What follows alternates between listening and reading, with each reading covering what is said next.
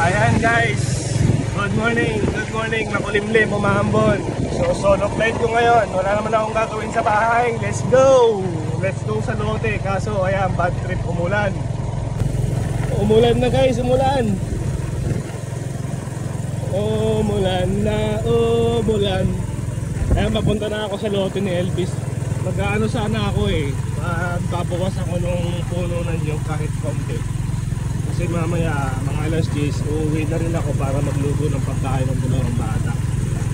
So, sayang naman yung 2 oras, 1 oras, marami na magagawa yun. So umulan naman. Loko talaga itong panahon dito sa probinsya namin. Hindi mo maintindihan. Ayan, dito na ako sa lote. So ayan guys, dito na ako sa lote. Hindi naman na ulan malakas, so tira tayo konti. Ayan, konti na lang naman yung kalat. Konti na lang yan. Pag umaraw ng sagad, masusunog na yan lahat guys. Ayan, maambon. Marami saluyot. Kailan lang ako nagtalbos ng saluyot, marami na naman. Nakakatuwa. Pinaggawa si Papa ng pinagagawa ng kubo. Ayan. Nagkukay na sila ni Lokotoy daw ng tatayuan ng kubo kasi simentohin nga. Ito lang ang dala natin, palakol at gulok. Ayan. Konti na lang naman itong ginagawa ko na to. Nabawasan to. Kasi dito ipepesto yung kubo Magandang dito nakapesto yung kubo. Ayan, dyan sa gitna na yan. Tatanggalin na rin yung papaya. Yan ang pesto ng kubo para malilim.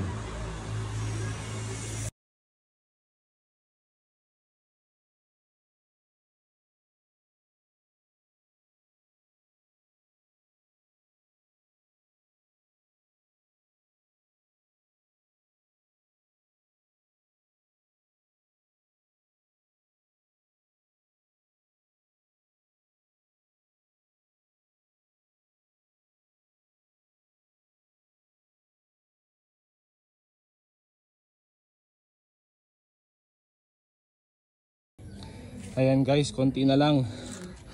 Kakahinga la, bigat ng palakol. Konti na lang matatanggal na natin yung puno ng nyog. Konting-konti na lang. Ito, konting simot na lang yan. Ay, finally guys, tanggal. Konting tanggal na lang to. Papatagin na lang yan. Finally, natanggal na. Kaya lang pala ng 1 oras. Kaso masakit sa braso. Bigat ng palakol.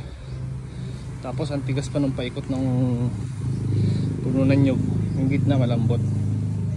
Pero ayan, tapos na. Papatagin na lang. Konti na lang yan. Yan na nga bang sinasabi sa hula guys. Ayan, umuusa naman yung ulan. Pero di naman siya ganun kalakas.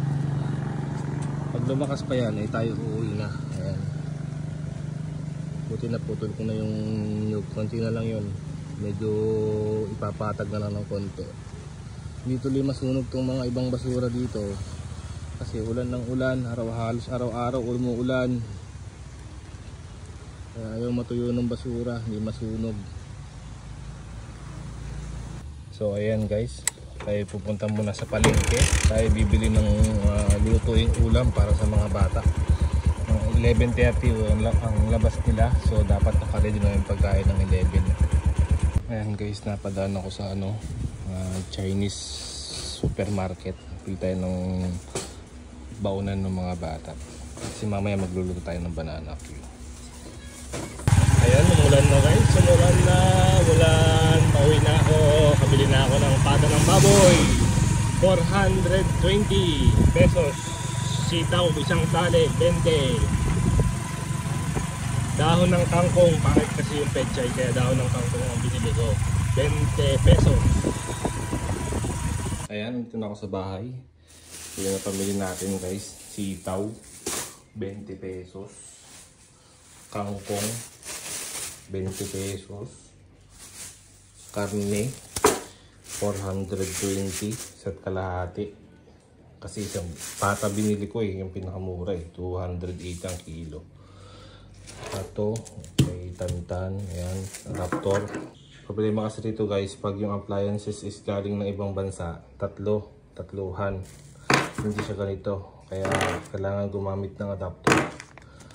Yan lang napamili ko. Halagang 500 na. Hindi uso ang Baygon dito guys. Ganyan ang uso ngayon. Pampatay ng ipis. Baunan ng mga bata. So gagawa tayo ng banana Q this afternoon. Para sa baon nila. Naka-prepare na yung sitaw natin, yung kangkong. Hindi ko nilahat guys kasi madami. Hindi naman naubos ang gulay. Yung sibuyas po sa Pilipinas, maliliit. Sa Dubai malalaki, dito maliliit. Di uso malaki dito. So ayan, gabi. Ang gabi galing dun sa lote. Libre lang, hindi natin binili. Yung mga ganitong bagay, no? Libre lang. Kaya saging, yan. Marami tayong makukuha niyan guys. At ayan na nga guys, ang aking sinigang na pata ng baboy. Ilalagay ko na lang itong kangkong.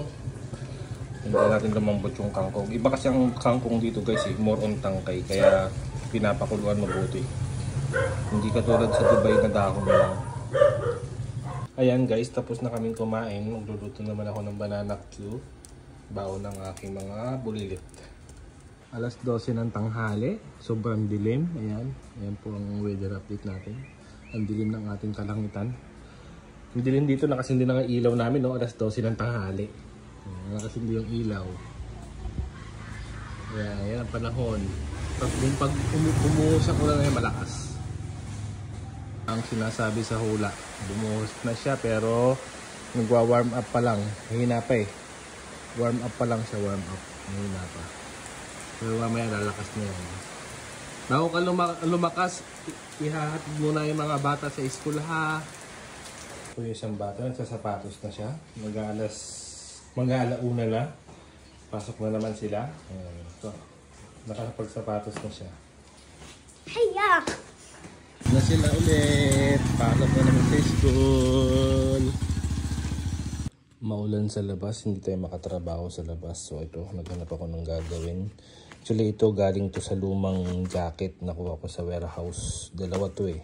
Ikabit ko na yung isa. Ito siya. Kabit ko na isa. So, ito na lang yung ikakabit ko sa kabilang side. May kasama rin siyang pang likod guys. Ayan, may kasama siyang pang likod. Isang brand lang to eh. Ayan, may kasama siyang pang likod. Ang problema, itong jacket na to, walang lagayan. So, walang lagayan. Meron kasi ako nakita sa warehouse ng ukay-ukay. Sira-sira na siya, kaya kinuha ko to. Akala ko may kakabit ko siya rito, hindi rin pala. Yung panglagay sa kamay, sa siko, may lalagay. Actually, meron panglagayan dito yan sa balikat. Ayan, ito yung suksukan yan guys. So, ayan, susuk-suk nyo rito yan. Actually, meron din siya rito eh. Ilagayan din siya rito. Kaso wala. So, sa siko lang tayo makakapaglagay. Ayan si Yorme guys. Oh, nagnanakaw ng gulay.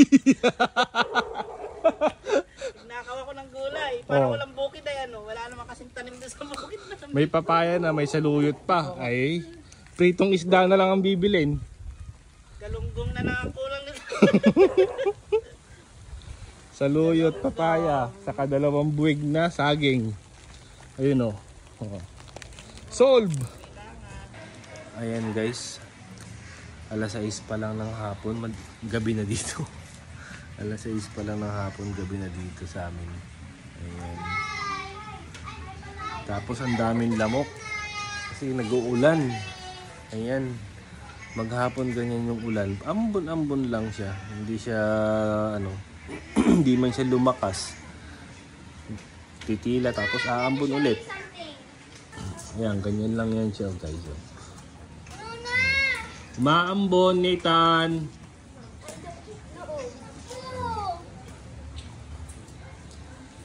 Ang tingila ng ulan, nami-visit lang siya. Tuloy makatrabaho na maayos. Madilim na, nagugutom na ako pero maaga pa. Ayan guys, nakalinis na yung 2 bulilit ko. Kalinis na sila. Nakaligo na rin si Daddy. So, ayan, konting review sila.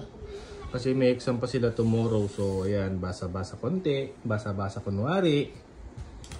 Close the door, Tan. Why? Don't ask why. Konting review guys. After nila mag-review, maya matutulog na din kami. 8 PM sleep time. Ayan po ang aming sleep time. Always 8 PM. Wake up time is 5:30. Every day. Ayan guys. So hanggang dyan na lang po. See you for the next video again guys. Bye bye.